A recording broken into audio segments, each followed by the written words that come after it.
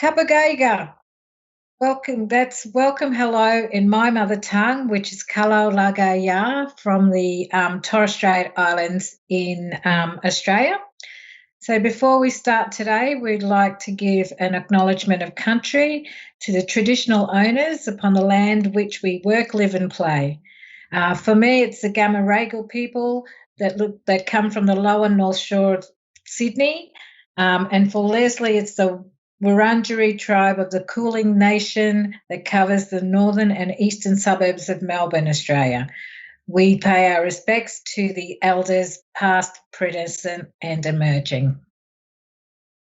Thanks, Mary. Do you want to share with folks today who we are, a little bit more about who we are and where we're from? So I'm an Indigenous Australian, a descendant of the Aragan tribe of Bardu Island in the Torres Strait. For those who are unfamiliar where the Torres Strait is, it's on the top of Australia, between the tip of Australia and Papua New Guinea, the straits there. There's about 200 islands, about 15 of them have had people inhabiting them. I was born on Bardu, one of the western islands.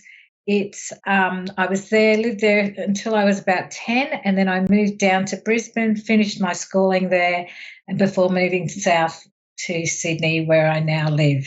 In contrast, Leslie was born in Canada, but she's lived over half of her life in Australia, and she calls herself a Canadian Australian living in Melbourne, Victoria. Thanks, Mary. I'm going to start our presentation off with a bit of a story, and that might illustrate the reasons why we're speaking to you today. For the past 20 years, I've been a health consumer advisor and advocate in maternity services here in Australia. And I never thought that I would, at the age of 50-something, be going on a plane ride to America and embarking on postgraduate degree studies, but that's exactly what happened to me in 2017. So the motivation behind me attaining a master's degree in maternal child health system was because after experiencing tokenism on various ministerial committees, it seems to me that bureaucrats and clinicians and researchers listen to you a little bit more when you have a PhD or a master's degree. I sought to formalize my practical experiences so that I was legitimized at the table, so to speak. So as part of the master's degree that I undertook, it was coursework plus thesis. So I already had an idea of what my thesis was going to be, but I was kind of hit right between the eyeballs when I did the coursework and came across a course called Power and Privilege. Coming from a white privileged background and thinking I wasn't that racist, I really learned through a self-exploration process, which was part of the course, that I was indeed racist and that I had, albeit unwittingly, contributed to the ill health through my own biases of so many people of colour. Now, this whole course changed my life. I went from believing that I'm not that racist to, oh my God, I'm a racist. And this was enormously cathartic for me as my head was reeling about the thousands of times that I had rallied and that I had lobbied or that I'd worked on committees, assuming that I was representing all birthing women when all I was representing were the voices that were around me, voices to whom I was familiar, voices that were white. And so I kind of felt like a bit of a fraud. So for the past 4 years since completing my master's degree, and in my capacity as a well-seasoned consumer advisor, and I would hope to think an enlightened racist, I've come to learn 3 important things, and these are the things that we want to share with you today. That self-exploration as part of racial and gender equity training is an imperative to improving care delivery. That engaging with communities doesn't always mean sitting around a table. and that a shared purpose, together with a fluid leadership, is essential for realizing person-centered, responsive maternity care. Now, one of the limitations of my thesis, which entailed writing a consumer engagement strategy on behalf of Women's Healthcare Australasia, was that due to time constraints, I wasn't really able to engage enough diverse consumers to write the strategy.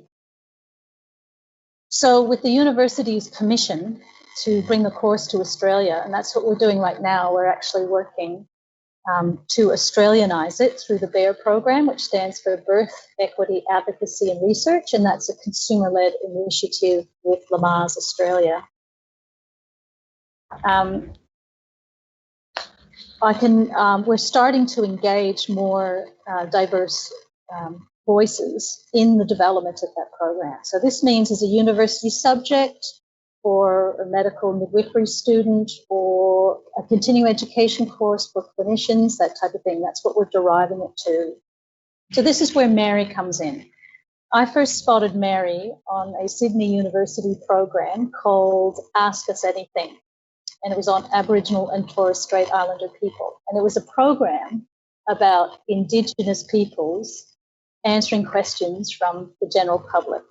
So have a look at this clip now. How good are you at throwing a boomerang? Such a stereotypical question.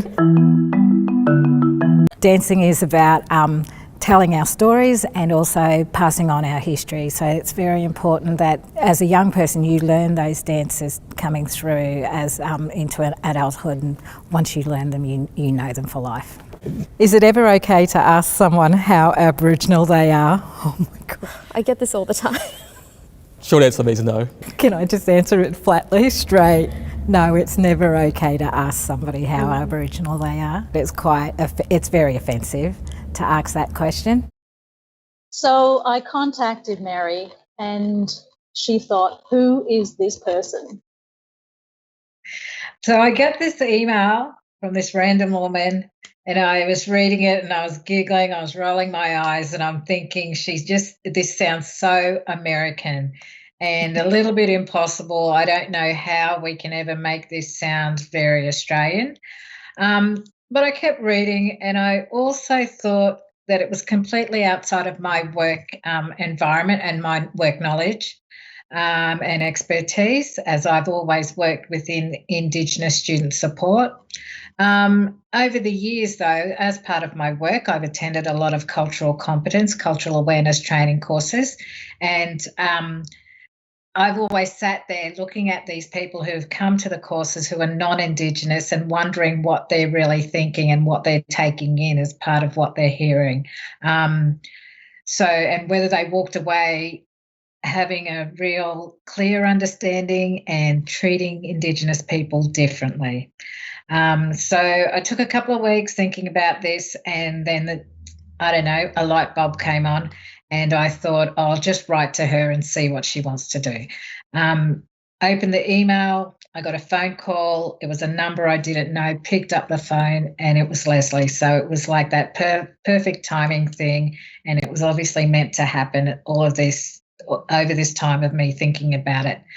I was particularly interested when I started talking to her that I love the thought of a dark-skinned Indigenous person co-presenting or speaking about our history and experiences, that we can highlight these biases, because I know on a personal level these biases have happened to me, and so I obviously would talk about them with great empathy and also just personal knowledge.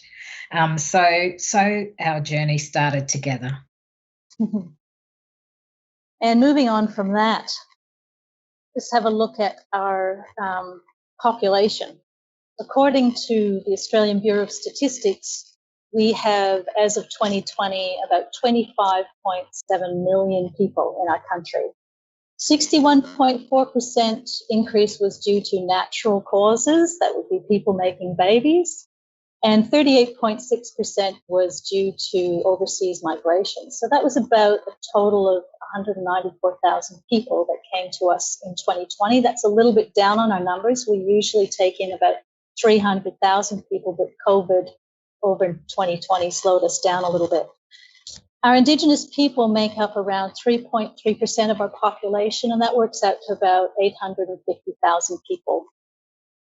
30% of our population was born overseas, and 25% of our population speaks over 200 different languages in their own home, other than English. So in 2019, the Australian Institute of Health and Welfare told us that Aboriginal and Torres Strait Islander women have a higher incidence of maternal death than non-Indigenous women. And between 2014 and 2018, the Indigenous infant death rate was 10 per 1,000 births, compared to non-Indigenous death rate, which was 7.6 per 1,000 births. Dr. Yvette Rowe, pictured here, a proud Aboriginal woman from the West Kimberley region of Western Australia, is one of the researchers pushing for better perinatal care for First Nations women. She has teamed with other researchers from New Zealand, Australia, Canada, and the US to publish a call for action on Indigenous perinatal health. With the knowledge that Indigenous women are more likely to die during childbirth and are more likely to have premature babies who are more likely to die during infancy, our researchers want to see Indigenous-led maternity programs rolled out across Australia's health system. So, with all the evidence available to us, with all the reports handed down in various governments over the years, we have to ask ourselves, why aren't culturally appropriate models of care in place as a matter of course, rather than requiring a call to action from Indigenous researchers? We've known the evidence for years. So the answer to Mary's question is that racial and gender equity training with a focus on self-exploration needs to be an imperative, not an option for all maternity care providers. If we don't see ourselves clearly and honestly, how can we possibly see others clearly to care for them effectively?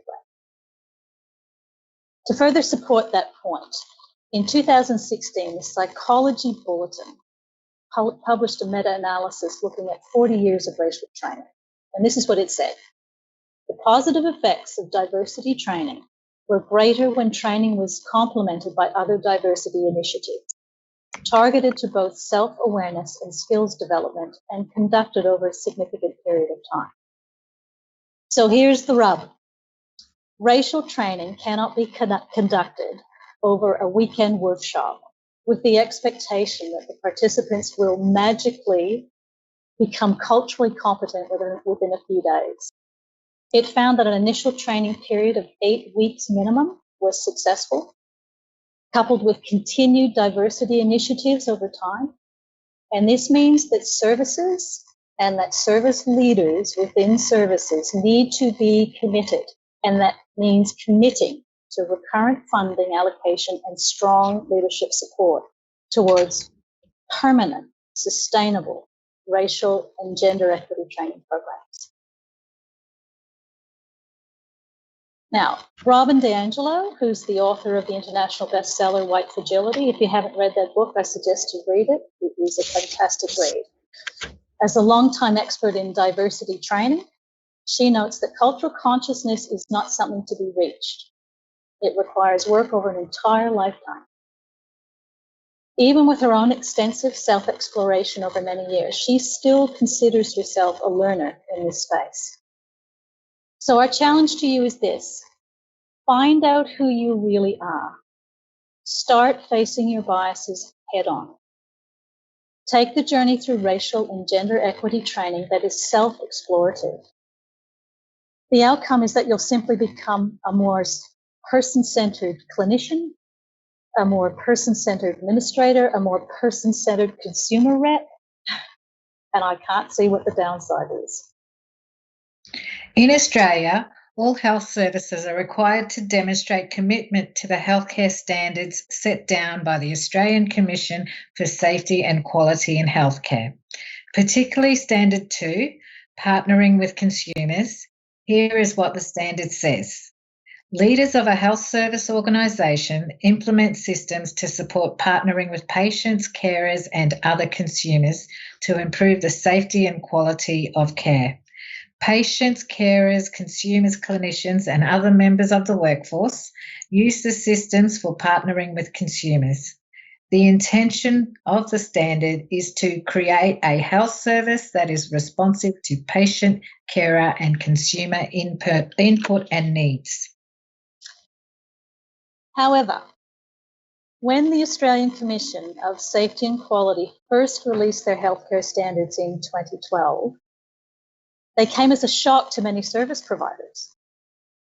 In the world that traditionally acknowledges clinicians as major decision makers in healthcare, they were all of a sudden expected to take on three things: partner with consumers in service planning, partner with consumers in designing care, and partner with consumers in service measurement and evaluation.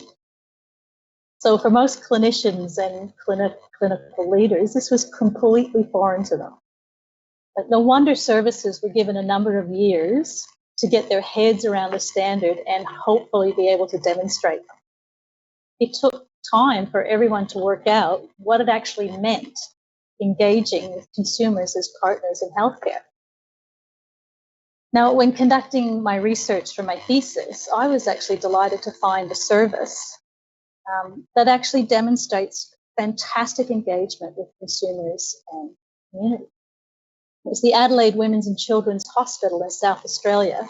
It tops the charts, in my view, on community and consumer engagement because it infuses it right across the entire network. At any given time, there's about 200 quality and safety projects right across the network, and the hospital recruits and engages consumer representatives to sit on every one of those working groups. And the hospital puts its money where its mouth is, and it has hired a director of community and consumer engagement, and that person sits right at hospital executive level. And there's also a consumer advisory committee that is responsible for helping to place consumers on each one of the working groups. The hospital also provides a permanent space for consumers to convene and work, as it believes that by providing space with the clinicians and the administrators, it levels the playing field. Whatever the clinicians get, the consumers get. The hospital's consumer engagement program was spearheaded by the Consumer Engagement Strategy. That was conducted a few years ago. It took over 300 consumer hours involving 348 consumers, and this included 25 children who were engaged in an art consultation as part of the process to develop the plan. And in acknowledging that a post-colonial way of meeting doesn't necessarily resonate with certain groups, the hospital has established a cultural roundtable that takes place every month. And this captures the migrant and Indigenous voices. There's 52 members of that group right now, and there's 30 of them who are consumer champions representing their communities. Now, some are bilingual, but the majority rely on interpreters, and those interpreters are provided by the hospital. So the Director of Community and Consumer Engagement sees the importance of going into diverse communities to engage consumers rather than perpetuating an unrealistic expectation that they'll attend hospital meetings. And he says, quote, "Although the cultural roundtable is slowed down with interpreters, the information garnered provides for a much richer and deeper understanding of consumer needs." The hospital also engages equally with its Indigenous community and culturally appropriate ways as well. It organises campfire gatherings for young Indigenous mothers and fathers, which is a couple's choice, encouraging dialogue to help maternity and newborn clinicians understand more deeply the needs of Indigenous parents. The director sees this as it is flexibility and the agility of the model that has been its greatest success. As part of the research that I conducted, I actually interviewed a physiotherapist from the Northern Territory, and he believes that the only way forward in engaging Indigenous peoples effectively is to adopt a different approach. So he said this to me: when you want to engage with our Indigenous, you go on country. The whites need to make the adjustment. Our Indigenous peoples are empowered to speak their truth when they are in their own setting. Their own accepted protocols are in operation then. And he continued on talking to me, and he said the most stunning thing, and this is my favorite thing that he said. Sitting shoulder to shoulder while looking at the horizon is far less confrontational for some Indigenous groups than sitting across a table. When you already have a shared vision, the view of the horizon, all you have to do is sit and wait in silence for the voice of the other to begin. And then magic happens. So my people also in the Torres Strait celebrate many different ways.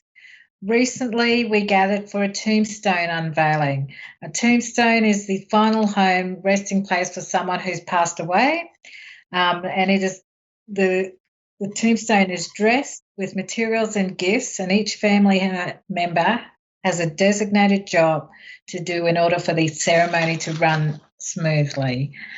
In the morning we will gather at the gravesite, and then in the evening we'll gather for a feast and a celebration of dancing and singing. The key messages to all of us in this is we need to adopt a new way of meeting with diverse cultures, one that is beyond the post-colonial way of meeting. Committee members need to go into the communities on a regular basis to find community champions and to be guided on how different communities want to engage. Communities need to invest in their consumer representatives to build their capacity and indeed interest for relationship building with different cultures and groups they're meant to represent. This helps consumer groups more willing to remain cohesive, more willing to work with services, and more willing to ensure their collective voice is sustained over time. So far, we've discovered that ongoing racial and gender equity training is imperative for improving maternity care, if not across the entire sector of health. We've also learned that committee members need to go into the communities to truly engage with diverse communities and populations that they serve, which leads us to our last point. What type of leadership do we need in order to realize these reforms? Now, there's a paper from the Leadership Quarterly that might give us a clue. It's entitled Traditional Midwifery or Wise Women Models of Leadership, Learning from Indigenous Cultures. And it begins with a stunning quote from Lao Tzu, a philosopher from the 5th century BC, which says, "Lead so the mother is helped, yet still free and in charge." And this, in our eyes, is the perfect definition of fluid leadership. So, drawing on published and unpublished sources, 4 principles emerge from the paper that demonstrate fluid leadership. Be a leader who empowers and frees others with no one person wiser than the other.